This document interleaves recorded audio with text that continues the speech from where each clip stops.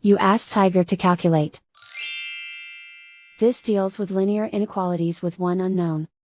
The final result is x smaller than 3. Let's solve it step by step. Group all constants on the right side of the inequality. Add 12 to both sides.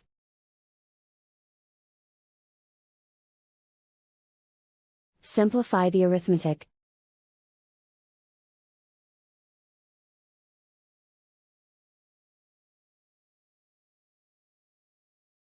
Isolate the x. Divide both sides by 4.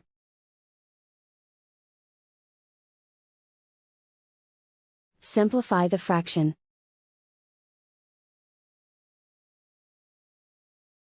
Find the greatest common factor of the numerator and denominator.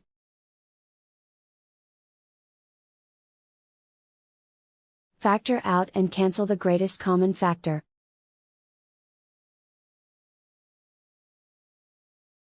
Plot the solution on a coordinate grid.